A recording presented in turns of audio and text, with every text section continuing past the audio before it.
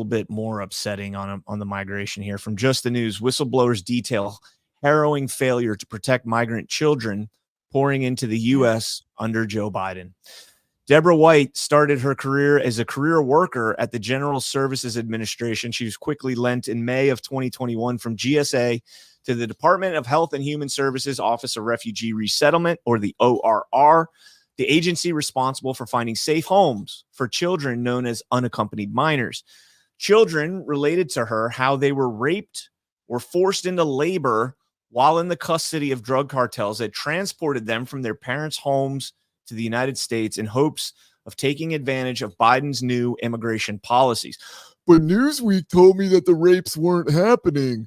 After my little Carrie Lake shared it, but after the Jeff Zink video with Tina Peters went viral on X, we got fact checked by that, but at least they admitted that this is happening, just that Jeff Zink's story itself wasn't confirmed.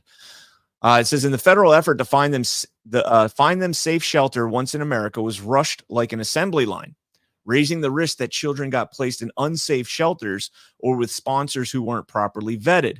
The mantra was speed over safety, White told the John Solomon Report show. White said she quickly discovered some of the children were likely being placed into potential trafficking ring when she ran a background check and found some of the adult sponsors were actually migrant children themselves who had just turned 18 or 19. When she went to a supervisor to report the possible trafficking ties, her access to the background databases was shut down. Why would that be? That's strange, isn't it? They don't want you looking into it. They don't want you looking into this. No, they want to keep selling children. That's why. It says what White experienced from May to September 2021 has since been validated by Congress and the HHS Inspector General. Quote, typically they owed about $2,500, she said. They knew they were coming here to work and to pay off that debt. So labor trafficking was absolutely out of control. There were also cases where, children were sexually assaulted en route. Senator Ron Johnson from Wisconsin said, quote, this isn't willful ignorance. It's not willful negligence. This is malevolent to allow children, knowing full well that the children have been sold and that people's eyes and organs are being harvested and that boys and girls are going to be raped and mutilated. Thank God for him speaking out there. Tara Rodas, another whistleblower that testified during the roundtable, said that she was retaliated against by the Office of Refugee Resettlement when she reported that MS-13 gang members were sponsoring migrant children. Quote, it's important to note that when I reported the MS-13 case and provided evidence that other MS-13 and 18th Street gang members were sponsoring children, ORR retaliated against me, she said. And then we had Aaron Stevens from DHS. He was also a whistleblower from DHS. We had him on SitRep like a year ago talking about, I think, 80,000 children that they just lost track of. The U.S. government has no idea where they are in the United States. 80,000 children. So according to what I've been told by ICE and Border Patrol agents, the U.S. government is not actually allowed to track them in any meaningful way. They're not allowed to photograph them. They're not allowed to fingerprint them. The way that the bureaucratic process around this is established, the NGOs are responsible for tracking and making sure that the safety of the children is paramount. The NGOs that took them through the Darien Gap and allowed them to be raped on their way here, that postures that these kids are, members of a family before to get over the border. And then all of a sudden, oh, well, you know what? That's not actually a family unit at all.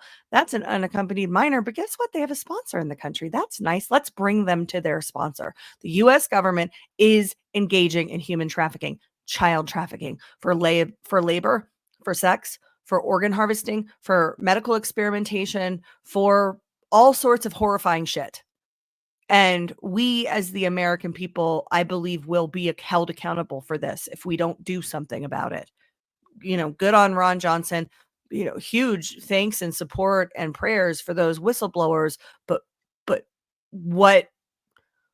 how is this still allowed to go on? Yeah. Where's AOC down there crying on the fence with her dramatic photo Photo op. Where's she at? Anybody. I mean, thank God for, a handful of senators that were listening to these whistleblowers. But all right, let's jump into this truth from President Donald J. Trump. Republicans must pass the SAVE Act or go home and cry yourselves to sleep. I love that. Non-citizen illegal migrants are getting the right to vote, being pushed by crooked Democrat politicians who are not being stopped by an equally dishonest Justice Department. Our whole voting system is under siege. Harmeet and David, go to court and get this stopped now. The Dems can't win on their policies. The only way they can win is to cheat.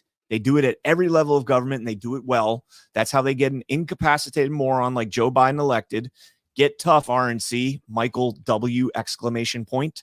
Speaker Johnson and all state and local Republican politicians. The Justice Department is corrupt and won't do a thing to help. They have no shame. All I can say is that if I'm elected president, we will pursue election fraudsters at levels never seen before.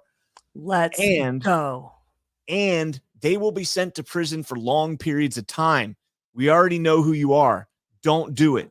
Zuckerbucks, be careful. A little veiled threat right there. And then we get this article from Gateway Pundit. Governor Little makes Idaho the first state to take executive action for only citizens will vote. It says in a landmark move, Governor Brad Little, together with Secretary of State Phil McGreen, announced Tuesday that Idaho has become the first state in the nation to initiate an executive order specifically designed to ensure that only U.S. citizens are eligible to vote in state elections.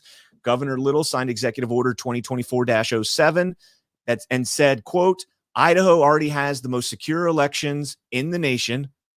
The gold standard. My executive order, the Only Citizen Will Vote Act, directs Secretary of State Phil McGreen to work with local county clerks to scrub our voter rolls and make sure that Idaho's elections do not fall prey to the consequences of Biden's lawless open border, end quote.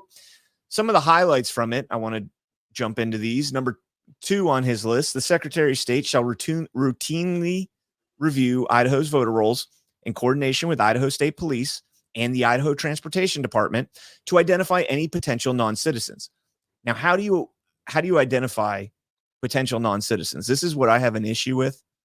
Like, to be honest with you, I think we need to just dump the voter rolls entirely. Yeah. Everybody has to re-register.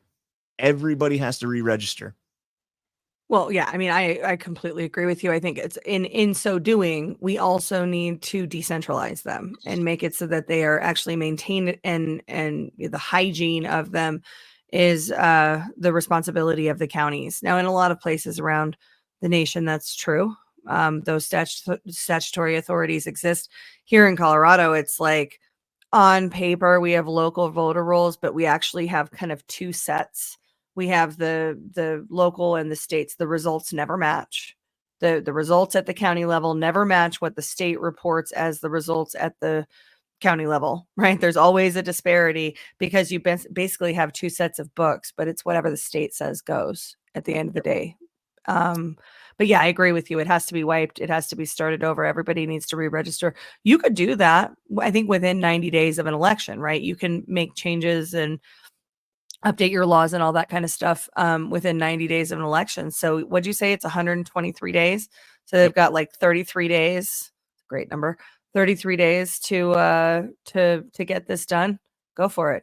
Do it. Mark Elias will freak out. He'll file a bajillion lawsuits, but there's not really anything that he can do if the changes are being made through the statutory authority outside of an election period. Number 3 also says that the Secretary of State shall coordinate with the U.S. Department of Homeland Security and take any steps necessary to verify citizenship status to ensure no non-citizens are participating in Idaho elections. Good luck getting DHS to work with you on that. Number 5, state agencies shall not provide voter registration material to non-citizens or coordinate with any federal programs or agencies to provide voter registration material to non-citizens in the state of Idaho. They don't have automatic voter registration or motor voter, as far as I can tell. I looked them up. This place sounds amazing. Is it real? Is this a real place? When I flee communism, I'm going to Idaho. I mean, I like Florida just because of the weather, but yes, you guys are too populated now. That is so true. That is so true.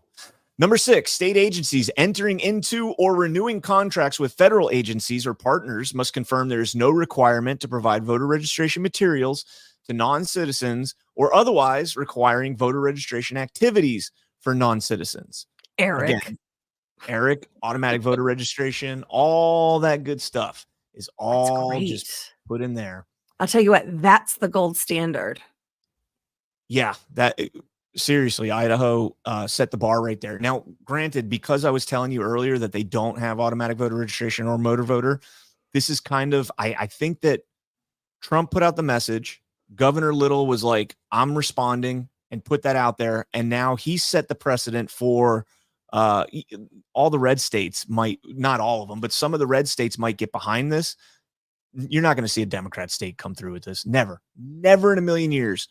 They have no desire whatsoever to pass the SAVE Act. They have no desire whatsoever to keep illegals from voting. They know that's the only way they can win.